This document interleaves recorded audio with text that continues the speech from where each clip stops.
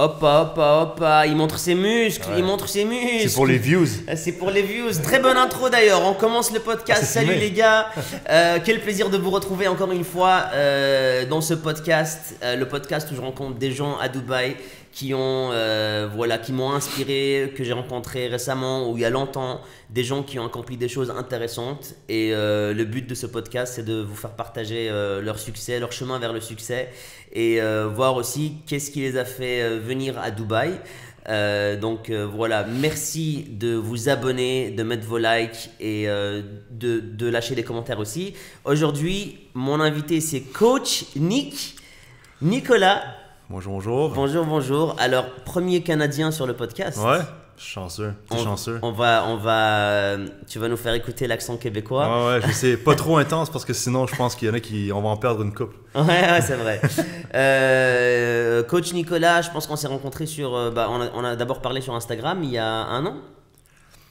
Ouais, ça fait plus qu'un an, hein, parce que là, ça fait un an, c'est confinement presque, hein. On s'est entraîné le premier jour. Le premier jour qu'on s'est entraîné, c'était le premier jour où ils ont annoncé que les gyms, Le lockdown, ouais. c'était interdit d'y aller. Ouais. Et je pense qu'on était les seuls, toi et moi, à Dubaï ce jour-là, à aller dans une salle de sport. Ouais, parce qu'on l'avait filmé, puis on voulait pas le poster tout de suite, non? Ouais, on l'avait comme pas ça. posté d'ailleurs. On l'a pas posté. Si, moi j'avais posté les stories, mais la vidéo j'avais un peu peur de poster. Ouais. Parce que je suis followé par le gouvernement et Ouais. c'est chaud, tu vois. Nicolas, parle-moi un peu de ton parcours. Est-ce que tu as toujours été dans le sport? Qu'est-ce qui t'a amené dans le sport? Où est-ce que tu as vécu? Dans quel pays différent? Voilà, une petite intro. On est parti pour 30 minutes, là. Moi, je suis de Montréal, québécois. J'ai grandi à Montréal surtout, c'est là que je suis né, tout ça. Je suis moitié québécois, moitié vietnamien. Après ça, quand j'avais 12 ans, mon anglais était pourri, mais mon père a eu un... Tu parlais quoi? Tu parlais québécois? Français, Ah, ouais, français. québécois, Français, ok. En fait, on parle québécois, mais on apprend le français à l'école. Donc, j'étais au collège français, Ok. on apprend le français comme il faut, on lisait le petit Nicolas, tout ça. Ah ouais? Mais quand on sortait, on détruit la langue. Puis après ça, à 12 ans, on déménageait au Maine, aux États-Unis. J'ai dû Ouais. apprendre l'anglais tout de suite. Donc, c'était un assez gros changement. Après ça, à 14 ans, je suis revenu au Québec. J'ai terminé le high school là. Après ça, à 18 ans, 17-18 ans, on déménage à New York. Mon père a eu un emploi là-bas. Je suis resté là un an, j'ai fait high school. J'ai gradué encore le high school là-bas. J'ai couru track, faire du sprint, tout ça. Je suis revenu pour aller à McGill. Là, j'ai vécu là, je fais l'université là-bas. À l'âge de 25 ans, je déménageais ici, donc ça fait 8 ans et demi. Et puis, Ok. c'est depuis ce temps-là, je suis ici, ouais. Et ça fait beaucoup de villes ça. Quelle était la ville qui t'a le plus marqué? Ben moi, je dirais Montréal, parce que je suis c'est là que j'ai grandi, c'est comme eux que je pense, mais en même temps, le plus longtemps que je suis ici, le plus Dubaï, je pense, ça a un gros impact.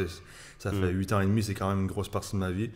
Et les plans sont encore d'être ici pour quelques années. Donc, le temps que je retourne éventuellement à Montréal, je pense presque la moitié de ma vie, ou même un tiers de ma vie, je vais rester ici. Mais c'est serré entre Montréal et Dubaï.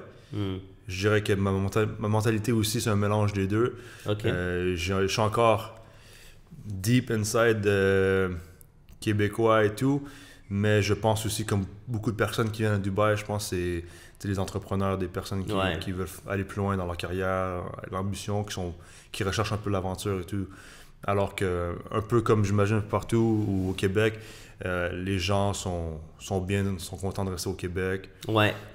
C'est pareil en Belgique, je pense. On a une tranquillité qu'on veut pas perdre dans ces pays-là. C'est des beaux pays, on est bien là-bas aussi et tout. Ouais. Mais si tu veux un peu plus d'aventure ou go for gold, Dubaï c'est une bonne place. Justement, cette mentalité achiever, go-getter, la mentalité beast, la bête, que la majorité des gens qui sont à fond dans le sport et la muscu, ils l'ont. Comment elle s'est créée? C'était quoi la recette magique pour cette... Parce que ça commence avec une personnalité, et puis cette personnalité, devient le sportif. Ouais. Comment est-ce qu'on construit ça? Parce que moi, je l'avais pas. Ça se voit, je l'avais pas. J'ai jamais eu cette mentalité beast. Non, tu l'as aussi. Tu as la mentalité aussi beast, mais toi, c'est plus avec le business. Et, tu l'as channel dans une différente direction. Moi, c'est... au Canada, tous mes amis, on faisait du sport. On jouait au football, soccer, au hockey dans la rue. J'avais un petit frère aussi qui a 4 ans de moins. Donc, avec mes amis et tout, on faisait juste ça, jouer au sport. Donc, pour moi, j'ai toujours été compétitif. Après ça aussi, avec mon petit frère aussi, à la compétition. Toujours voulu faire du sport. Toujours voulu être le meilleur. C'était un peu... ouais, je sais pas trop d'où c'est venu, mais j'ai toujours voulu être un athlète de haut niveau comme tous ceux que je regardais à la télévision, tu vois. Ouais. Et puis, je pense que c'est là que j'ai beaucoup appris la discipline, la persévérance, tout ça, le travail. Puis après ça, j'ai pas réussi à être athlète professionnel de haut niveau, mais j'ai changé de direction avec la même discipline, les trucs que j'avais appris pour faire avec ma carrière. Tu vois. Tu avais 18-19 ans, tu étais déjà dans le sport. Est-ce qu'à ce moment-là, si je venais te dire tu vas entraîner l'un des meilleurs joueurs du Real Madrid, tu m'aurais cru? Non, du tout. Non, du tout. Même le football, le soccer, c'était pas... Je jouais jusqu'à l'âge de 18 ans au niveau, mais au Canada, on regarde pas vraiment... Je pense que je savais même pas vraiment c'était quoi le Real Madrid. Ah ouais, sérieux? Il n'y a pas de Champions League? Non, on regarde pas. On regarde le hockey, ouais. Peut-être un peu le basket, NFL. Ouais, mais je connaissais tout sur les joueurs de hockey. Tout. Je regarde chaque match avec mes amis, on connaît tout sur ça. Même que c'est drôle, la manière qu'on joue au soccer, au football, était influencée par le hockey. Ah ouais, les stratégies et tout. Un peu, parce que c'est comme ça qu'on pense. Dans les nouvelles, là-bas, c'est juste le hockey. Le soccer, on regarde pas trop. Donc, je me souviens quand je jouais gardien de but, je jouais pas comme un gardien de but de football. Ouais. Je jouais comme un gardien de but de hockey, tu vois, genre style papillon, tu tombes sur les genoux, comme ça. Donc, ouais, mais non, jamais. Puis après ça, j'ai appris plus quand j'étais à l'université et tout. J'ai travaillé comme entraîneur un des meilleurs gyms au Canada. Il y avait beaucoup d'étrangers qui étaient là, beaucoup d'Arabes, justement, de Dubaï, d'Arabie Saoudite et tout. Eux regardaient beaucoup le football, le soccer, évidemment. Puis c'est là que j'ai commencé à faire, Puis c'est là que, justement, j'ai appris... Real Madrid, c'était mon équipe. Je regardais un peu les Ronaldo, tout ça. La Coupe du Monde, je regardais toujours. Ouais. Mais jamais j'aurais pensé... mais il y a eu beaucoup d'aventures, beaucoup de changements de direction depuis ce temps-là. Et donc, avant d'arriver à Dubaï, tu étais déjà dans le coaching business? Ouais. OK. Ouais, ça, à l'âge de 19 ans, j'ai commencé à travailler comme entraîneur personnel. Comme full-time? Non, part-time, parce que j'étais encore à l'université. J'étais en kinésiologie. Kinésiologie, c'est la science du mouvement, qui est un peu comme sport science. Okay. Donc, ça, j'ai fait ça de 18 ans à 22 ans. Après la première année à l'université, j'ai eu ça comme pour l'été, temps partiel. Et puis, c'était très bien parce que les trucs que j'apprenais à l'université, j'ai pu les appliquer directement sur mes clients et tout. Et puis, justement, à cette salle-là, il y avait le strength conditioning coach de l'équipe professionnelle de football américain de Montréal qui travaillait là. Donc, j'ai fait comme je l'aidais. Donc, dès l'âge de 20 ans, tu vois, j'étais chanceux, je travaillais avec une équipe professionnelle de football américain. Donc, j'ai énormément appris. Les trucs que je faisais à l'université, j'ai appris direct avec ça. Continuer à appliquer sur moi, sur mes athlètes et tout. Okay. J'essaie de faire mon truc un peu, tu sais, les prochaines années. C'est compétitif là-bas. Tu vois, c'est un peu comme partout, surtout en Amérique du Nord, c'est un peu saturé. Il y a énormément beaucoup de bons coachs. Ouais. Tout le monde étudie à l'université, tout le monde travaille les athlètes de haut niveau et tout. Donc, c'est dur de se démarquer. Donc, j'essayais de me démarquer, mais je n'étais pas trop sûr comment. Et puis, en fait, là, j'ai eu un pote qui était aussi coach, mais lui, à la salle où on travaillait, il a rentré une fille de Dubaï. La fille de Dubaï, quand elle a terminé l'université, est revenue à Dubaï. Donc, lui, il est venu avec elle pour voir c'était comment ici. 3 mois après, il m'a appelé, il a dit « OK, il n'y a pas de salle pour les athlètes, il n'y a pas de centre de performance pour athlètes, comme un gym pour athlètes. » Donc, on a ouvert le premier... C'est quoi la différence entre un gym et un gym pour athlètes? Bah, c'est un gym normal, tu vois, comme les Binous Gym ici ou Train SF, tout ça. Il y a beaucoup d'équipements, c'est plus bodybuilding, c'est juste look good, plein de machines de cardio. Ouais. Monsieur, madame, tout le monde peut y aller, c'est pas trop compliqué. Tu vas là, tu as plein de machines de cardio pour choisir, tu as plein de machines, tu fais la machine, tu vas avoir les résultats. une salle pour athlètes, si tu regardes un peu aux États-Unis, il y a beaucoup de squat rack, des poids libres, si tu sais pas comment t'entraîner, tu vas être là, tu vas faire, mais qu'est-ce que je fais ici? Ah ouais. Il faut que tu aies un knowledge pour le faire. Il y a beaucoup plus d'open space pour faire des mouvements, pour bouger, Oui, ça j'ai pour remarqué sauter. là où on s'est entraîné. Il y a des longs couloirs exact. pour faire des sprints, pour faire des... C'est ça. Ok. Fait que c'est un plus comme ça. Et pourquoi il n'y avait pas en fait de gym? C'est ça qu'on a appris dans les années d'après, c'est qu'en fait, après là maintenant, il y en a, les salles maintenant, ils ont des parties comme ça, comme Transform, qui sont faites plus pour ça, mais dans le temps, puis encore maintenant, la culture ici n'est pas trop... en Amérique du Nord, tous les jeunes veulent devenir des athlètes professionnels. Alors que ici, pas autant. Les petits, ils regardent le football, mais c'est pas leur rêve de devenir des athlètes professionnels. Pas autant ici. Il y en a que oui. Donc c'est la culture en fait. Ouais, je dirais. Et donc, après ça aussi, ici, tout un peu plus en retard aussi, tu vois, comme le CrossFit, c'est une plus jeune ville, tu vois. Donc, ça évolue rapidement, mais c'est encore un peu derrière l'Amérique du Nord, de ce côté-là. Mais maintenant, il y en a. Et puis, ouais, mais c'est ça, mais la culture est différente. Je pense que c'est le plus gros truc. Ouais. Mais vous êtes en train de changer ça. Ouais, petit à petit, Dubaï, ça rattrape partout au monde. Non? Donc, il y a eu les booms de CrossFit, de bodybuilding, tout le monde fait ça, tout le monde dans le fitness fait la même chose. Puis là, slowly but surely, les gens commencent à se retrouver un peu, la qualité commence à arriver aussi. Mais je pense que ce que j'ai remarqué, c'est que s'il n'y avait pas d'expat ici, même moi, je ne serais pas pris dans l'ambiance de... prendre soin de son corps, prendre soin de son esprit, parce que c'est pas vraiment une mentalité qu'on a les Arabes. Tu vois, on est plutôt viens, on se prend un café, on se pose, on discute, on passe tout notre temps dans le café. Après je fais des généralités, je parle de moi-même, tu vois, mais je pense que les expats, ils sont en train de rajouter une touche de modernité à Dubaï qui est ultra intéressante. Et en fait, elle ramène le top du top de partout dans le monde et c'est en train de faire gonfler des industries qui sont ultra intéressantes. Comme tu as dit, tu es venu, il n'y avait pas de gym pour athlètes. Aujourd'hui, il y a des gyms pour athlètes et donc ça encourage les gens qui n'avaient pas d'endroit où s'entraîner à avoir peut-être une carrière. Ouais, absolument. Dans l'autre podcast que je faisais justement, je compare toujours un peu Dubaï à, je sais pas, New York il y a 100 ans en termes de land of opportunity. Et tous les immigrants vont là-bas, puis si t'es prêt à travailler fort et tout, tout le monde immigre là-bas, c'est la place to be. Puis, puis je pense qu'à Dubaï, c'est ça, il y a beaucoup d'experts de l'étranger qui voient le potentiel pour la business, pour leur carrière et tout. Ils viennent ici, puis avec eux, ils emmènent beaucoup de bagages qui aident à faire évoluer tout. C'était facile de te retrouver dans une ville quand même très différente du Québec, très différente de New York même. Tu l'as vécu comment J'ai été chanceux, j'ai déménagé ici avec quelques amis. Donc on était, pour les premières années que j'étais ici, on était comme un cercle un peu. Justement, on n'était pas trop ouvert au vrai Dubaï, on restait toujours ensemble. Mais justement, après 1 an et demi, un de mes bons amis avec qui j'étais venu, donc il y avait mon ami qui venait avec sa copine, moi, puis c'est un autre gars de Montréal.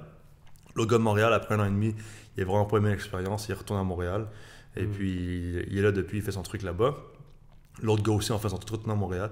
Mais je pense le fait que j'ai déménagé, tu sais, c'est... Quand tu es jeune, tu déménages aux États-Unis, c'est difficile, tu parles pas anglais, tu déménages beaucoup avec la famille, c'est difficile, tu vois. Mais tu apprends beaucoup de ça à long terme. Puis là, c'est sûr que après ça, déménager à Dubaï, je pense que ça m'a beaucoup aidé. C'est plus facile de rencontrer les gens, t'es plus...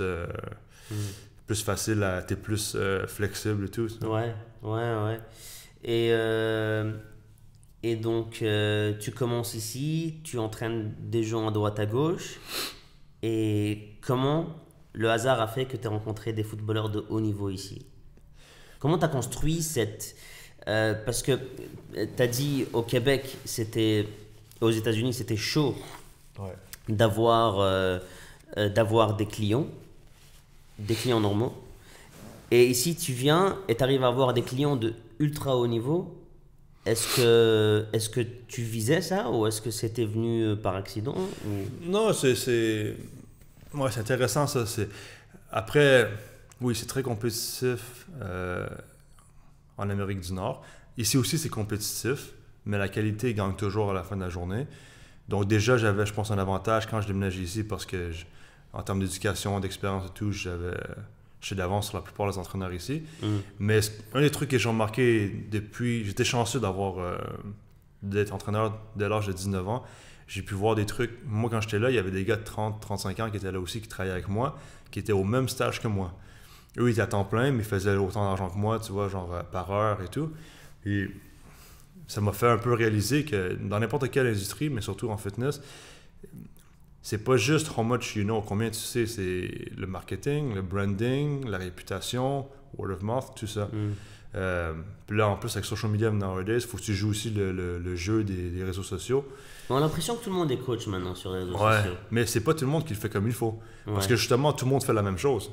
Donc, il faut que tu te distingues. C'est comme dans n'importe quoi. Moi, je me vois, oui, comme un très bon coach, mais je me vois aussi comme un businessman parce que si tu ne vois pas comme ça, il n'y a personne qui va le savoir que tu es un très bon coach. J'en connais des très, très bons coachs qui sont très knowledgeable et ils font encore autant d'argent maintenant qu'ils faisaient il y a 10 ans quand j'ai rencontré et tout. Ils ont pas scalé. Ils ont 40 ans et tout. Et à toutes les années, c'est la même histoire. Ah ouais, les clients, ils partent, c'est l'été et tout, c'est pas facile, il n'y a pas d'argent qui rentre. Alors que toi, c'est en été que tu fais le plus. Ouais, ou sinon, je modifie un peu plus en ligne ou il faut que tu sois flexible, je m'adapte. Ouais.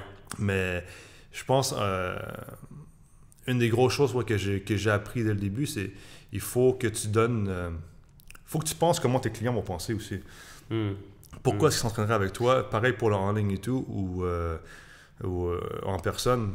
Bon, faut que tu construis une réputation, faut que ton brand soit différent. Ouais. Et c'est quoi qui a fait que ton marketing a bien marché? Et que tu as attiré justement... Ouais. Je pense dans beaucoup d'industries, toi aussi, c'est comme ça. Il faut qu'il y ait un certain mindset de vouloir toujours apprendre. Tu vas essayer plein de trucs, puis ça ne marchera pas. Mais il faut toujours que tu apprennes de ça, puis tu veuilles en apprendre plus, puis tu continues. Puis c'est un peu comme ça. J'ai lu beaucoup de trucs, j'ai écouté beaucoup de vidéos, j'ai essayé d'appliquer les trucs. J'ai fait beaucoup de self-development, tout ça. Puis là, éventuellement, j'ai commencé à trouver... Tu trouves un certain design, les trucs qui se mettent en place et tout. Et puis, un des trucs que j'ai think outside the box un peu, que les entraîneurs ne font pas nécessairement, c'est... Par exemple, je me suis assis, j'ai fait un plan, ça c'est il y a quelques années, peut-être 4 ans de ça, puis j'ai fait, OK, comment est-ce que je peux stand out comme étant, genre, le coach à Dubaï? Puis tu regardes les plus successful coachs en ligne ou pas en ligne, partout au monde, c'est qui? C'est qui ceux que tu penses normalement? Qui sont les best coachs? Je m'y connais pas dans l'industrie des coachs. Mais en général, les gens ils vont penser celui qui entraîne les vedettes.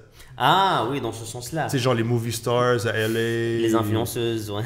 Ouais, influenceuses un peu maintenant, mais genre, au moins il y a 5 ans de ça, avant les gros influenceuses, c'était à LA. Oui, ceux qui entraînent les acteurs, c'est ceux ça. qui entraînent les... Ouais, les acteurs, ok, avant d'aller à un film, lui, il va s'entraîner avec lui. This guy knows what he's doing. Ouais. Tu sais? Ou genre, les athlètes professionnels s'entraînent avec lui, ça veut dire que lui, c'est de quoi qu'il parle. Puis là, ces gars-là, je voyais dans les magazines, les entraînements que chose il a fait pour devenir Superman dans le film et tout. Tu sais, mec, c'est super basic comme entraînement de quoi tu parles. Tu vois? Fait que pourquoi est-ce que les gens ils veulent s'entraîner avec lui et payer des gros montants? C'est parce que la réputation qui entraîne ces gars-là. Ok. Fait que je fais, OK, ben, à Dubaï, il n'y a personne comme ça. Fait que là, j'ai fait un plan. Je fais, OK, comment je peux être le gars à Dubaï qui entraîne des athlètes professionnels, des célébrités? Ça, c'est mes secrets. Là. Éventuellement, il va falloir que je vende ça ou que je fasse une formation. Non, mais éventuellement, je pense que je peux faire une formation pour ça, pour les entraîneurs. Mais, fait que j'ai fait une liste. J'avais 13 ou 14, je pense, personnes que je connaissais à Dubaï qui connaissaient des célébrités qui venaient ici, qui s'en occupaient ou qui les aidaient, les athlètes professionnels et tout. J'ai contacté tout le monde, j'ai eu des meetings avec tout le monde, j'aurais fait une petite présentation. Écoute, quand ton gars il vient ici, Ronaldo ou 50 Cent, whatever, si jamais il veut s'entraîner, je peux m'en occuper. Écoute, j'ai entraîné des gros noms, je sais ce que je fais, je suis bien éduqué, blablabla. S'ils veulent sports, massage, whatever, je peux arranger ça. Ils veulent manger santé et tout, je peux m'occuper de tout ça. Il n'y a personne qui m'a aidé. Les 12 premiers, il n'y a personne qui m'a aidé, tu vois. Ah ouais? Ouais, ça, on t'a envoyé des gens, ouais, c'est sûr, mais En même temps, il y a beaucoup de personnes qui parlent aussi. Ouais, je connais cette personne-là, mais c'est le pote d'un pote d'un pote. Ouais, c'est ça. Donc j'essayais tout le monde, tu vois, faire. Il n'y a rien qui donnait, mais comment ça marche? Ouais. Le 13e, il y a un gars que j'ai rencontré à travers Benzema l'année passée, il y a genre 6 mois, quand j'étais avec Benzema. Et puis il m'a dit, ouais, c'est un concierge et tout, tu vois. Ben ouais, fait que là, j'ai contacté, on a fait un meeting. Puis là, lui me dit, ouais, je commence à voir. Il commençait sa business aussi il y a 4 ans. Business de conciergerie. Ok. Surtout avec les athlètes professionnels aussi, les joueurs de foot, tout. Puis il s'appelle Nabil. Mais là, il commence son truc aussi. Ouais, il dit, ça pourrait faire du sens, tu vois. Moi, j'offre mes services. Les services, hôtel, voiture, restaurant, activités, c'est des athlètes professionnels. S'ils veulent s'entraîner, ça fait du sens aussi, tu vois. Fait que je peux les envoyer à toi. On fait un deal, blablabla et tout, tu vois. Ouais, ok, cool. Puis là, quelques semaines après ça, en fait, la première fois, il y a eu des athlètes qui sont allés sur un bateau, je suis allé avec lui, je les ai rencontrés et tout. Les gars ne sont pas entraînés, c'est correct, on keep at it. Ouais. Puis éventuellement, il y en a un de Chelsea Academy qui a fait, ouais, ok, pourquoi pas. Je suis allé à son hôtel, au Five, j'ai entraîné là-bas et tout. Il a fait, ah ouais, c'est vraiment bon. Le lendemain, il est venu avec moi à ma salle, tu vois. Ah ouais, vraiment ça. Il a aimé donc. Ouais. Okay. Puis là, le lendemain, il a emmené un pote avec lui aussi, qui est quand même un gros joueur. Puis là, de là, bouche-oreille, on a continué à faire business avec le gars aussi, puis tout, Instagram, blablabla. Puis depuis ce temps-là, c'est de là que ça a posé. Depuis là, c'est devenu boule de neige. Ouais. Et tu t'es spécialisé un peu dans les footballeurs qui viennent en été off-season, qui veulent quand même se réadapter avant que la saison commence. Et du bouche à oreille, comme tu as dit, mais un bouche à oreille de célébrités, de footballeurs de haut niveau. Et donc là, ton business démarre. Quel est ton souvenir de la plus grosse célébrité que tu as vue pour la première fois? Tu t'es dit, ça t'a quand même un peu choqué de te retrouver face à elle ou lui? Je dirais c'est 50 Cent. Man. 50 Cent. Après, j'ai fait la fête avec The Game, j'ai sorti avec Drake, ces trucs-là. Mais de entraîner une personne, c'est spécial. C'est juste toi et lui. Tu vois? Ouais. Les autres qui étaient là dans la salle, il y avait comme 5 personnes dans la salle. Nous, on était là. C'est pas que toi et lui, c'est tu lui dis ce qu'il doit faire. Je lui dis quoi faire. Tu donnes des ordres à 50 Cent. Ouais, 50 le gars pouces. qui a 12 balles dans son corps. Ouais, exact. Ils m'ont montré ses balles et tout. C'était unreal. Wow. Mais ouais, 50, je me souviens, il faisait son développé couché. J'étais là, je voulais sortir ma caméra pour prendre une photo comme oh. Je suis comme non, c'était cool. Ouais. C'est cool. Parce que ça aussi, tu peux perdre des clients. Non, c'est ça, ouais. Puis, thankfully, j'ai quelqu'un d'autre qui a filmé et tout, les exercices qu'on faisait et tout ça. Donc, c'est sur Instagram. Mais... Il est bon, 50 Cent Ouais, il est fort. Ouais, il est fort. Il est 6 pieds 1, 225 livres. Donc, ouais, 100 kilos. 184 cm, quelque chose comme ça. Et il est pas jeune, hein? Ouais, 44 maintenant, quelque chose comme ça, 45 peut-être. Ouais. Puis il est fort aussi. Au développé couché sur l'incliné, il faisait 100 kg 10 fois. Wow. Donc aussi fort que moi dans le fond, quelque chose comme ça. Tu sais. D'accord. Big boy. Mais il est gentil, moi j'ai vu plein de vidéos de gens qui le croisent, il est ultra sympa. Ouais, il est gentil. Après ça, c'est un businessman aussi. Ouais. Donc, il ne fait lui pas perdre son temps non plus, il est focus et tout, tu vois. Mais ouais, il était plus drôle que je pensais aussi. Il faisait des blagues et tout, comme on avait...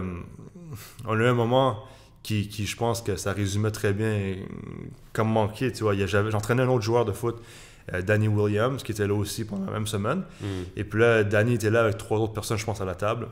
Puis là, j'ai convaincu 50 de mettre une chaîne quand il faisait ses pompes, tu vois. Ouais. J'étais comme, yo, ça va être trop cool pour les photos. Ah ouais. Fait que là, je suis là, genre, je lui dis, pis tout. Puis là, je suis comme, j'espère que quelqu'un filme. Puis là, j'avais 2 potes qui filmaient. J'avais un pote derrière le comptoir, un pote, ça transforme, là. Ouais. Danny était à la table. Ouais. Il sort ça à la caméra, je suis comme, nice. Il fait ses pompes. Puis là, tu vois la vidéo, 50, il se lève. Il voit qu'ils sont en train de se filmer. Il fait, yo, il dit, what the fuck you think you're doing? Là, il est parti vers Danny. Il s'est levé, genre avec les chaînes et tout. Tout le monde a juste gelé, là, comme, oh shit, qu'est-ce qu'il va faire, tu vois? Danny est chié dans ses pants, ouais. Puis là, il t'arrive à Danny. Bien, mais tout le monde a freeze. Ouais. Même l'autre gars qui prenait les vidéos, mon gars Jovi, directement, il n'y a pas sa vidéo parce qu'il a cancel, il a delete. Ah ouais? Tellement il avait peur, tu vois. Puis Danny, la vidéo, tu vois, il se lève, yo, what the fuck is... Puis là, il part, puis là, il a arrêté de filmer tout de suite, puis tout le monde était comme, oh shit, man. J'ai dit à 50, je suis comme, dude, you're the only one, tu peux pas faire ça, toi, mec. On a eu des crises cardiaques. C'est le seul qui pourrait le faire et on wow. Mais c'est comme ça, tu vois, c'est un joker aussi. Puis on a parlé après aussi pendant comme 45 minutes boxe, de business, de life, tout ça. C'était vraiment Il très vient souvent, lui, à intéressant. Dubaï? Il parle pas trop, je trouve. Non, il est venu l'année passée. Je sais pas s'il est venu cette année. L'année qui vient de passer. Après, il peut pas vraiment s'amuser comme il s'amuserait ailleurs. Non, c'est ça. Il sort et tout. Mais quand il était ici, c'était juste quelques jours. Puis il a fait beaucoup de business aussi, des meetings et tout. Ok, pas mal, pas mal. Et donc, il y a une personnalité que les gens adorent. Surtout, je pense, la communauté que j'ai sur ma chaîne. Parce que cette personnalité-là les représente aussi. C'est un arabo-francophone qui est une superstar, un gars qu'on respecte beaucoup, qui est une légende. Que moi, je l'aime beaucoup sur le terrain et hors terrain, c'est Benzema. Benzema, c'est quand même une fierté, ce gars.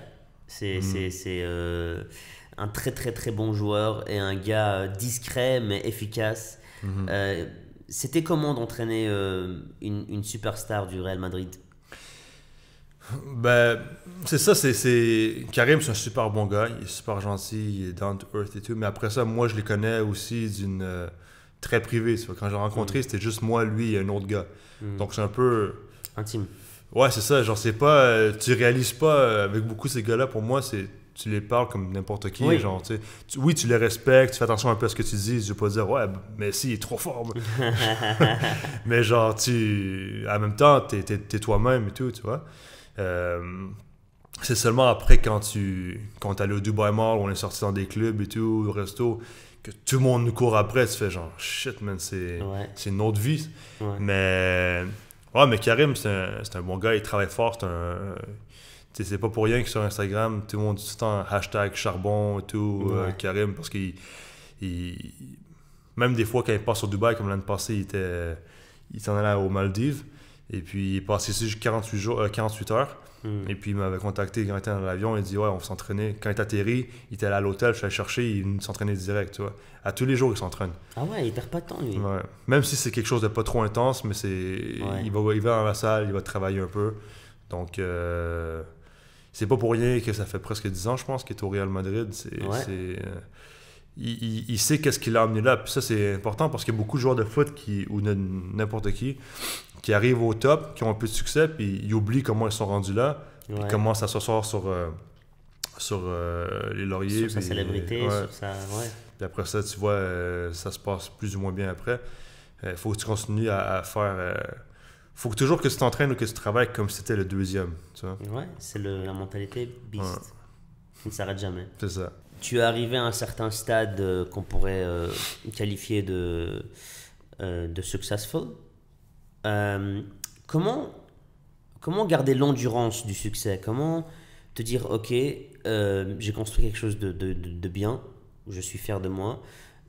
Comment tu dois vraiment faire attention à ne pas perdre ça? Quels sont les éléments que tu mets au quotidien pour te dire, bah voilà, des gars comme 50 Cent, comme Pogba, comme Benzema reviennent vers moi? Et peut-être beaucoup plus encore, tu vois. Je pense pour tout le monde, c'est un peu différent. Pour moi, personnellement, qu'est-ce qui me motive le plus, oui, c'est sûr que je veux que ma carrière soit un succès. J'aime ça entraîner les gros noms, je veux être reconnu pour ça et tout. Je veux construire quelque chose en fait, qui peut aider beaucoup d'athlètes. Entraîner les gros noms et tout, oui, pour moi, c'est un plus. C'est une manière de rejoindre le plus d'athlètes professionnels ou d'athlètes par tout le monde pour que je puisse les aider. Mais à la fin de la journée, ma motivation pour moi, c'est ma famille. J'ai toujours été un gars de famille. Donc pour moi, tu vois, genre pouvoir m'occuper de ma femme, de mes futurs enfants, de tout ça, pour moi, je veux leur offrir qu'est-ce qu'il y a de mieux, tu vois. Fait que je sais pas, il y a toujours...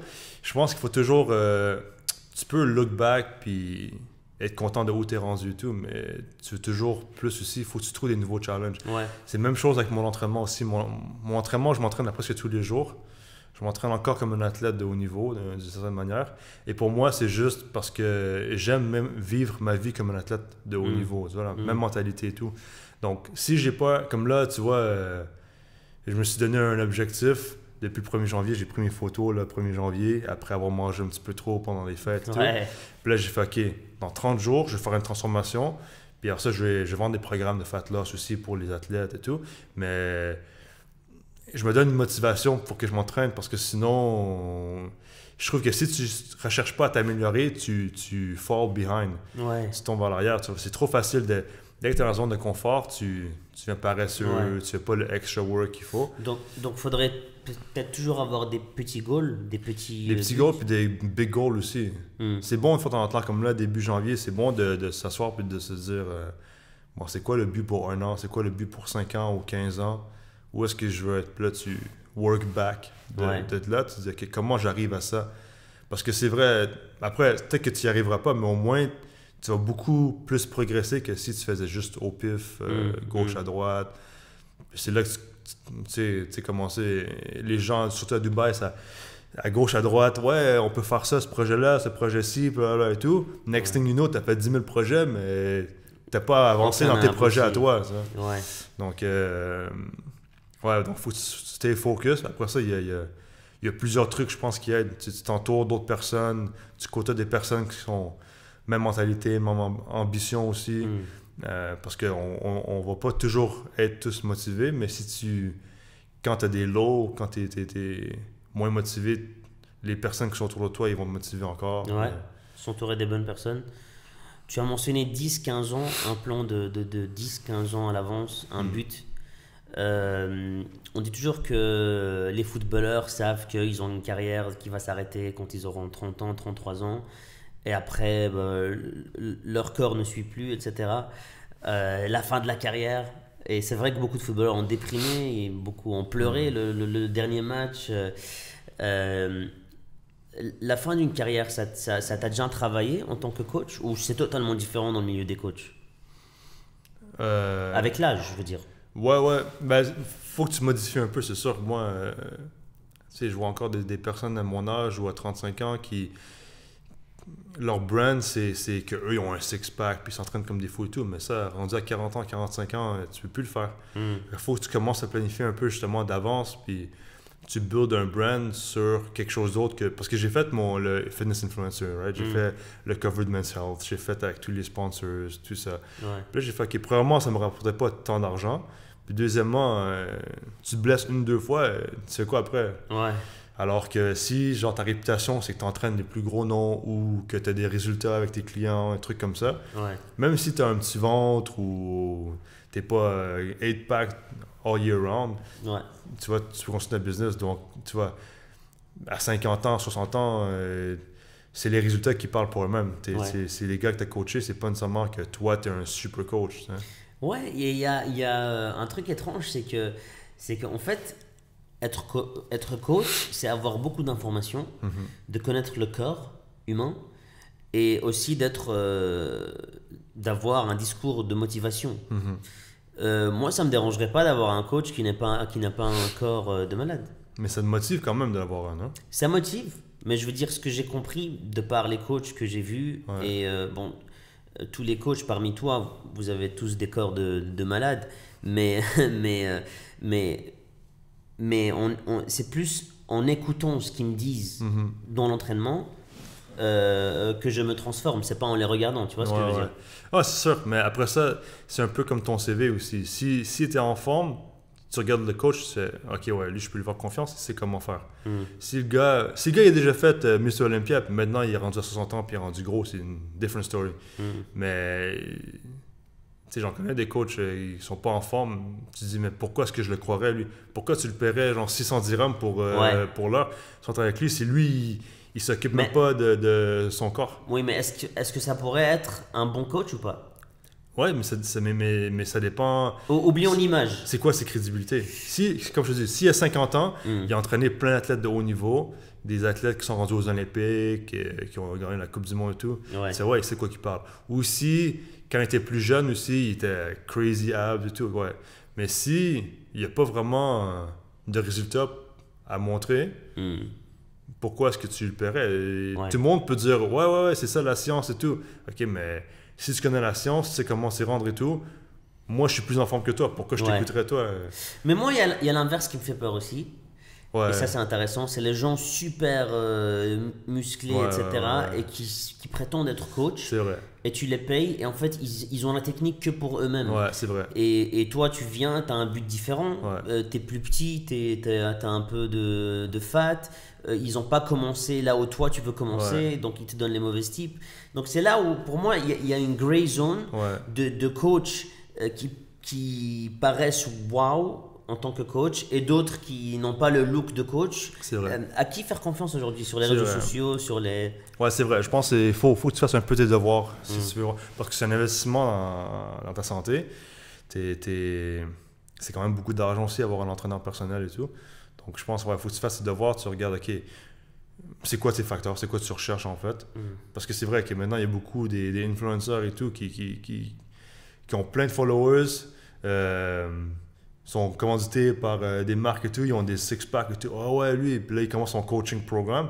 OK, cool, je vais l'acheter. Mais comme tu dis, peut-être qu'il a fait une fin de semaine, un week-end de certification, puis c'est rien. Ouais. Alors que l'autre gars, il a l'air très normal, mais il a fait 6 ans d'université, puis tout ça, tu vois. Fait que tu regardes un peu le background de tout. Ouais. Moi, j'ai fait mes études, j'ai fait 4 ans d'université là-dedans, j'ai fait d'autres certifications, ça fait 15 ans que j'entraîne des athlètes et tout. Donc, est-ce que tu conseilles les gens de demander au coach s'ils ont une certification? Oui, tout simplement? absolument. Ben oui, absolument. Absolument. Si t'es pour payer la personne, Ouais. c'est comme n'importe quoi. Tu vas genre à un garage, les voitures ou n'importe quoi, tu as le droit de demander si tu vas pour le payer, t'es le client. Ouais, c'est vrai. Ouais. C'est vrai qu'on oublie ça de. Ah non, on il regarde faut. juste, ah, ok, il a un beau corps. Ouais. ouais, Ou c'est sinon, même plus important que juste le beau corps, tu demandes des résultats qu'ils ont reçus. Ça, tu peux absolument le faire. Fait que genre, tu sais, beaucoup maintenant, c'est transformation coach. Donc, je peux voir les résultats avec tes clients. Ah ouais. S'il peut t'envoyer, ouais, gars, j'ai ces 20 personnes-là, tu vois, avant et après en 3 mois, blabla et tout. Ouais. Tu peux le rencontrer pour un café, comment ça marche, blabla et tout. Absolument. Il faut, sinon, tu t'engages à quelque chose que tu n'as aucune idée. Ouais. Et pour les coachs qui nous écoutent ou qui aimeraient devenir coach, qui aimeraient entrer dans ce business, comment approcher le coaching en tant que business? Parce que je sais qu'il y a des coachs qui ont des tarifs tellement différents les uns des autres. Le temps d'entraînement est différent les uns des autres. Il y en a qui viennent chez toi, il y en a qui travaillent dans des salles et tu dois aller vers eux. Comment construire un business plan en tant que coach? Encore là, c'est une grosse question, mais ça dépend de ce que tu recherches, premièrement. C'est quoi ton brand et tout ça aussi. Si tu es normal, entraîneur personnel normal, le premier truc, c'est d'avoir fait des études, de l'avoir pratiqué aussi. Au début, le mieux, c'est de pratiquer même sur des amis. Tu vois, genre, tu les entraînes gratuitement, par exemple, tu te pratiques avec eux, tu pratiques sur toi. Au début, tu ne charges pas trop. Puis après ça, le plus tu as de résultats, le plus tu as d'expérience, le plus tu peux charger. Mais avec tout ça aux alentours, tu as aussi le marketing, il faut que tu documentes aussi, t'expliques, tu donnes la valeur ajoutée un peu comme tu connais sur les réseaux sociaux. Le plus, ça fera pas de mal d'avoir beaucoup de followers s'ils te suivent parce que tu donnes des tips aujourd'hui, un fat loss tip demain, get strong tip et tout. Puis là, il y a des gens qui vont te suivre et tout. Puis là, éventuellement, bouche-oreille, il y en a qui vont s'entraîner avec toi aussi et tout. Il y a différentes manières de le faire. Mais ça dépend aussi qui tu targetes. Ouais. Je pense que c'est important d'avoir une niche aussi. Ouais, mais c'est chaud de directement target les célébrités. Ouais, ça... À moins que tu es né dans un cercle où il y a déjà, je sais pas, ton père c'est le pote de Travis Scott. Ah, mais si... Ouais, mais si... Ça c'est un cas spécial là, pour moi. Si tu parles d'entraîneurs normal, la plupart des entraîneurs, pour moi, oui, moi j'ai think outside the box un peu. Pourquoi compétitionner justement? Tu dis, il y a énormément d'entraîneurs à Dubaï. Ouais. Je suis pas obligé de jouer le même jeu, je suis plus qualifié que la plupart d'entre eux, j'ai plus d'expérience que la plupart d'entre eux, j'ai fait mes affaires de cover, blablabla et tout, j'ai fait mes devoirs, j'ai fait mes trucs à faire avant.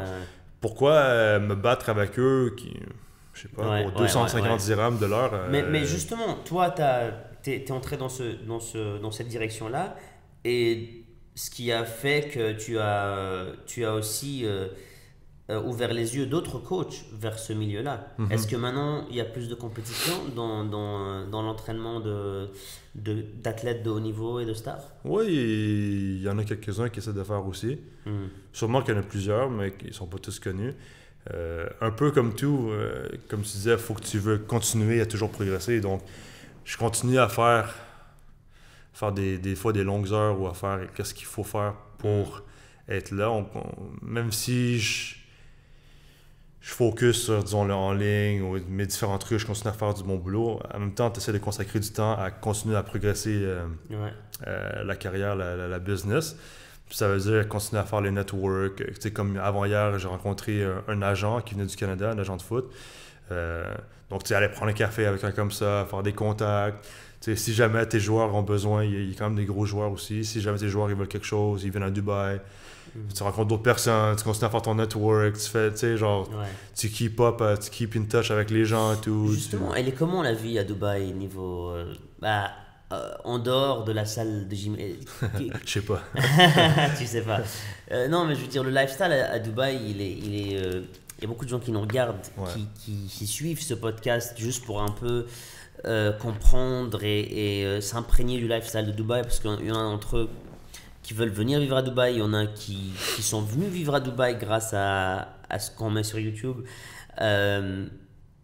Et j'aime bien voir différentes personnes, différents lifestyles, comment ils vivent à Dubaï. Comment tu vis le lifestyle de Dubaï? Moi, je suis très calme. Okay. La première année et demie, je sortais un peu plus et tout, mais j'ai toujours pensé, ça fait 8 ans et demi, mais j'ai toujours dit, pour moi, c'est pas facile d'être aussi loin de la famille, des amis. Éventuellement, je vais retourner. Fait que je me dis toujours, si je suis né à l'autre bout du monde comme ça, il faut que ça vaille la peine. Fait que, j'ai déjà fait le début de mes années à l'université, les vingtaines et tout. J'ai fait les fêtes, je suis sorti, tout ça. And then what? T'sais, là, c'était comme, OK, c'est le temps de passer à autre chose et tout. Puis encore là, je pense que c'est mon sang compétitif, d'athlète et tout, mais je suis prêt à faire tout ce qu'il faut pour arriver au top. Puis moi, ça me dérange pas de sacrifier les week-ends à sortir, à faire des brunchs, whatever, pour consacrer ça pour des opportunités qui vont peut-être arriver à quelque chose. La plupart d'entre eux encore, ça n'arrive pas à quelque chose, mais tu continues à pousser, puis éventuellement, c'est ça, les gens ils font comme « Ah ouais, maintenant t'as plein de célébrités, blablabla. » En fait, comparé au temps que j'ai passé à aller chercher ces noms-là ou que j'ai essayé de faire des projets comme ça, c'est un petit nombre seulement que ça a réussi. Qu'est-ce qu'on voit sur Instagram et tout ça. Il y a un gros nombre de choses que ça l'a jamais donné.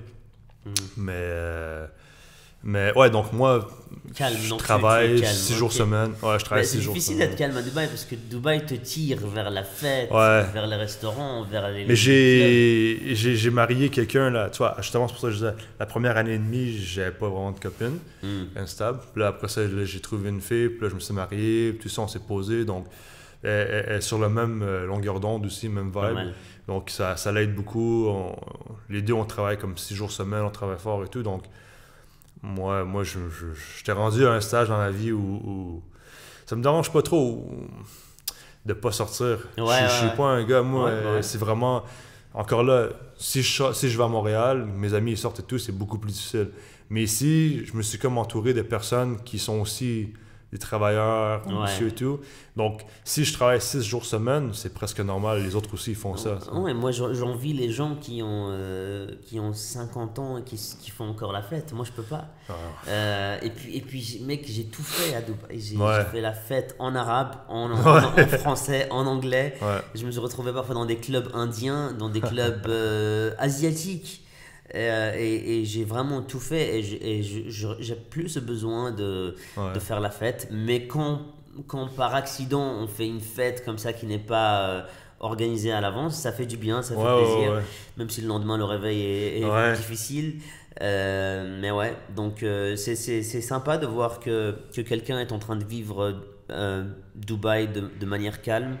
Et pour dire c'est possible en fait, c'est possible. Je pense que c'est au fil des années aussi, avant je buvais aussi tout ça, puis là avec le plus ça va hand in hand, genre que la carrière, mais aussi côté fitness, je me suis calmé, je bois beaucoup moins, je bois à peine maintenant, Parce que justement, quand tu sors comme ça, tu bois et tout, le lendemain, tu es détruit. Ouais. Donc, tu as une journée que tu n'es pas productif et tout. Mais aussi, en termes d'entraînement, pour quelques jours, tu es détruit. Ouais.